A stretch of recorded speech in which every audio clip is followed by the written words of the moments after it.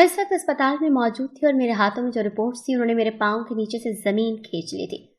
سر چکر میں اسپتال میں اکیلی آئی تھی، کسی کو ساتھ نہیں لائی تھی، لیکن مجھے جو خبر ملی تھی اسے سن کر مجھے اپنی روح فنا ہوتی ہوئی محسوس ہو رہی تھی۔ میں ماں بننے والی تھی، یہ ڈاکٹر نے مجھے بتایا تھا۔ وہ بار بار بچے کے والد کا پوچھ رہی تھی کہ انہیں بلایا جائے، جبکہ میں خاموش بیٹھی تھی۔ سمجھ نہیں آ رہا تھا کہ کیا کروں، کہاں جاؤں۔ پہل میں نے سوچا کہ بچے سے جان چھڑا لوں، لیکن یہ بھی اتنا آسان نہیں تھا۔ سوچ کر میری دماغ کی نسیں پھٹنے والی تھی اور پھر میں خاموشی سے گھر آ گئی۔ میں گھر آئی تو سب پریشان تھے، وہ میرا ہی انتظار کر رہے تھے کہ میں نے آج کالج سے دیر کر دی۔ اماں، ابا، چچی سمیت سب میرا انتظار کر رہے تھے۔ میں سب سے نظریں چراتی خراب طبیعت کا بہانہ بنا کر اپنے کمرے میں چلی گئی۔ مجھے رونا تھا، ڈھیر سارا رونا تھا۔ میں اس وقت کو کوس رہی تھی جب اس کہانی کا آغاز ہوا تھا اور میں اپنے ہی ہاتھوں درندگی کا شکار ہو گئی تھی۔ میں نے بچپن سے اکلوتی ہونے کے ناطے بہت سی محبتیں بٹوری تھی۔ اماں میرے بعد ماں نہ بن پائیں اور انہوں نے اپنی ساری محبتیں مجھ پر لوٹا دی۔ ابا کی مجھ میں جان بستی تھی۔ ہمارے گھر میں چچی چچا بھی رہتے تھے۔ چچا کے 2 بیٹے تھے جو ابھی چھوٹے تھے، ایک 4 سال کا اور ایک 6 سال کا۔ ان کی کوئی بیٹی نہیں تھی۔ بیٹی ہونے کا حق صرف مجھے ملا تھا اور میں نے اس حق کا پورا استعمال کیا تھا۔ اماں ابا کے ساتھ ساتھ چچی چچا بھی مجھ سے بے پناہ محبت کرتے تھے۔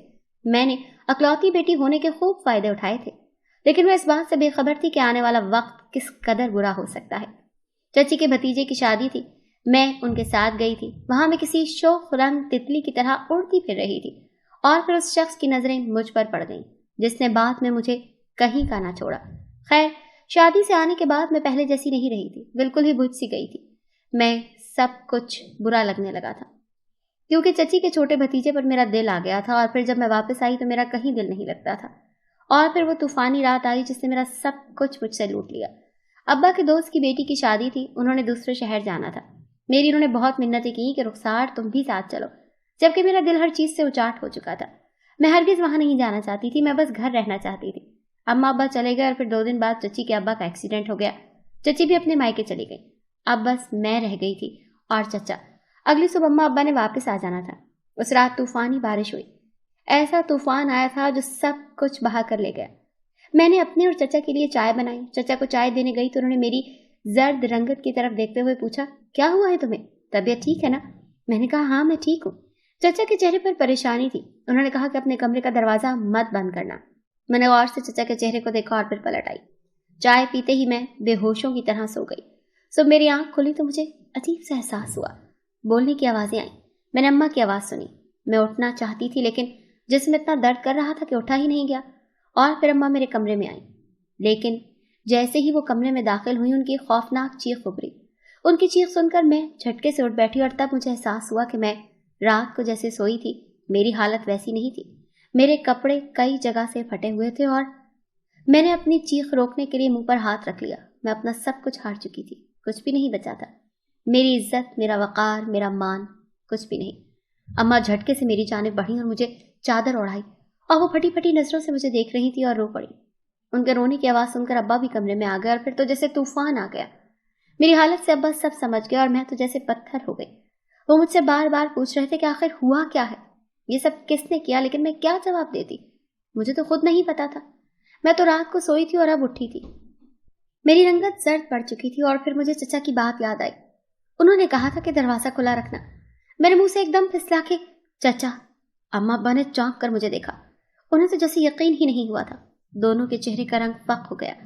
اب دیسی سے میرے قریب آئے ابا اور میرا چہرہ پکڑ کر پوچھا کہ بتاؤ کس نے کیا۔ میں نے بنا ڈرے بتا دیا کہ چچا نے رات کو کھلا رکھنے کا کہا تھا دروازہ، اور پھر میں نے ابا کے چہرے کو سرخ ہوتے دیکھا۔ ان کی کن پٹی کی رگیں پھول گئیں۔ وہ جھٹکے سے کمرے سے باہر نکلے۔ میں جانتی تھی اب وہ چچا کے کمرے میں گئے تھے۔ چچا اب تک سو رہے تھے اور پھر میں چیخنے چلانے کی آوازیں سننے لگی۔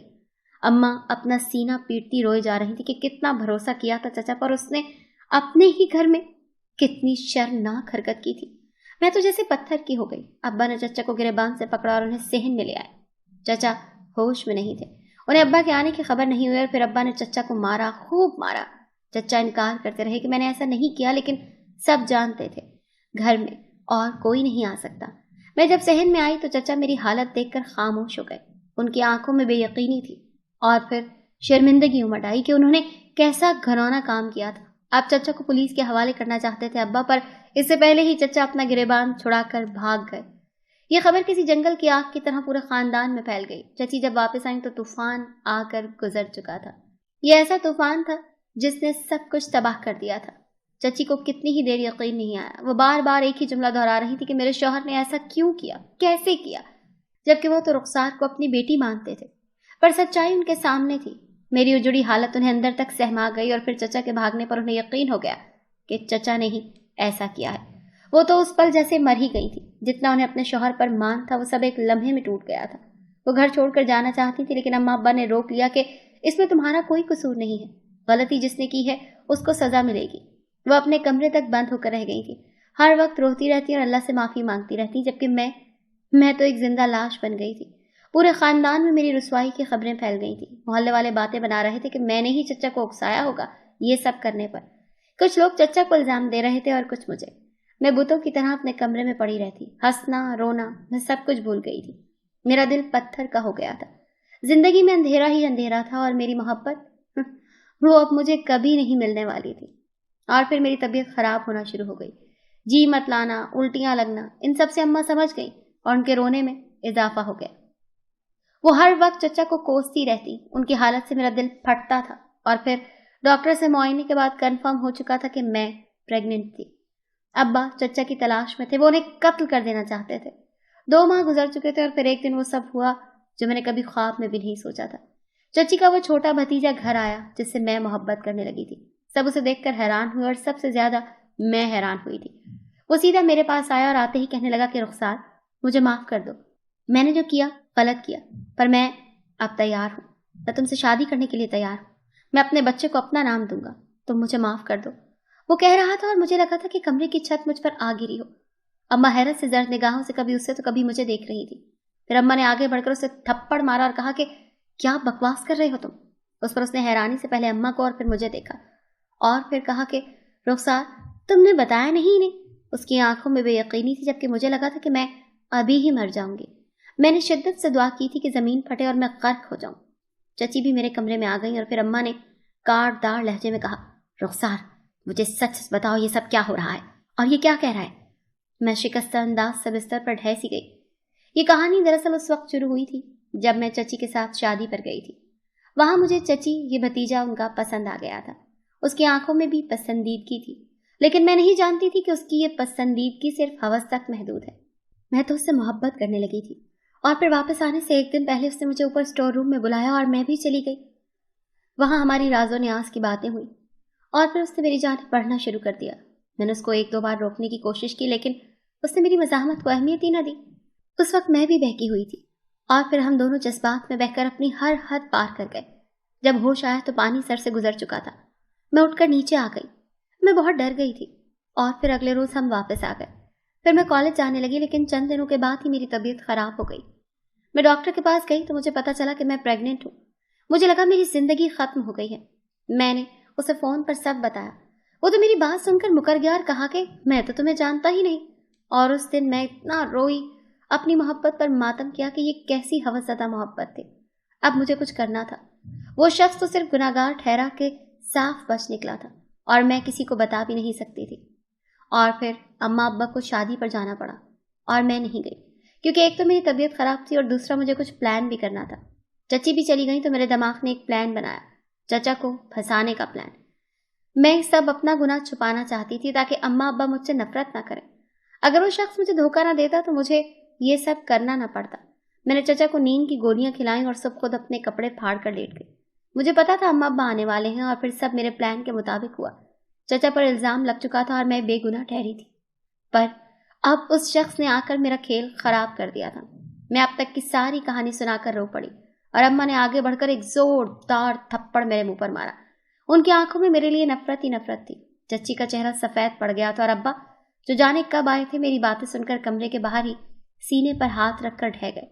उनकी तबीयत खराब हो चुकी थी। अस्पताल ले जाया गया तो पता चला उन्हें हार्ट अटैक हुआ था। मैं इतने महीनों बाद रोई थी, खूब रोई, क्योंकि मेरे जैसी लड़कियां जो अल्लाह के हुक्म से मुंह मोड़ती हैं और अपने माँ बाप को धोखा देती हैं, वो ऐसे ही रुसवा होती हैं। और वो शख्स जिससे मैंने मोहब्बत की थी, अब मुझे उससे नफरत थी, पर उससे शादी करना मेरी मजबूरी थी। وہ میرے پاس اسی لیے آیا تھا کہ اس کی ایک بہن کو طلاق ہو گئی تھی جبکہ دوسری کے جڑواں بچے مر گئے تھے۔ تب اسے اپنی غلطی کا احساس ہوا تو وہ میرے پاس آیا۔ وہ اب مجھ سے نکاح کرنا چاہتا تھا۔ ابا کی حالت بری تھی۔ 2 دن اسپتال میں رہنے کے بعد انہوں نے میری شکل تک دیکھنا گوارا نہیں کی تھی۔ سب کی آنکھوں میں میرے لیے نفرت تھی۔ چچا واپس آ گئے تھے لیکن انہوں نے کسی سے بات نہیں کی۔ وہ اپنی بیوی بچوں کو لے کر چلے گئے۔ مجھ میں کسی کا بھی سامنا کرنے کی ہمت نہیں تھی۔ میں بس دعا کر رہی تھی کہ میرے اماں ابا کو کچھ نہ ہو۔ اور پھر میرا نکاح پڑھا کر مجھے چچی کے بھتیجے کے ساتھ رخصت کر دیا گیا۔ اس نے مجھ سے بہت معافیاں مانگی اور منتیں کی کہ میں سب ٹھیک کر دوں گا، لیکن میں صرف خاموش رہتی۔ اگر وہ شخص اس وقت میرا ساتھ دیتا تو آج یہ سب نہ ہوتا۔ اور زیادہ غلطی تو میری تھی جو میں نے ایک بے گناہ انسان پر تہمت لگائی تھی۔ 7 مہینے گھر والوں نے مجھ سے رابطہ نہیں کیا اور پھر جب میں بیمار پڑ گئی تو مجھے لگا تھا کہ میں مر جاؤں گی۔ میں نے اپنے شوہر کی منتیں کی کہ مجھے میرے گھر والوں سے ملا دو۔ وہ جانے کیسے انہیں منا کر لایا تھا۔ اماں ابا پہلے جیسے نہیں رہے تھے، دونوں بیمار پڑ گئے تھے۔ چچا سے ابا نے معافی مانگ لی تھی۔ چچا نے معاف بھی کر دیا تھا، بس مجھے کوئی معاف کرنے کو تیار نہیں تھا۔ لیکن جب انہوں نے میری حالت دیکھی تو وہ بھی رو دیے۔ میں ہڈیوں کا ڈھانچہ بن چکی تھی۔ میں نے محبت کی بڑی قیمت چکائی تھی اور اپنے گناہ کی لمبی سزا کاٹی تھی۔ آپریشن تھیٹر میں جانے سے پہلے اماں ابا نے مجھے معاف کر دیا تھا۔ وہ ابھی اپنی اکلوتی بیٹی کو ایسے نہیں دیکھ سکتے تھے۔ اور پھر مجھے ایک پیارا سا بیٹا تھا۔ میں جانتی تھی شاید اب میری زندگی سے دکھ جانے والے تھے اور خوشیاں آنے والی تھی، کیونکہ شاید اللہ بھی مجھے معاف کر چکا تھا۔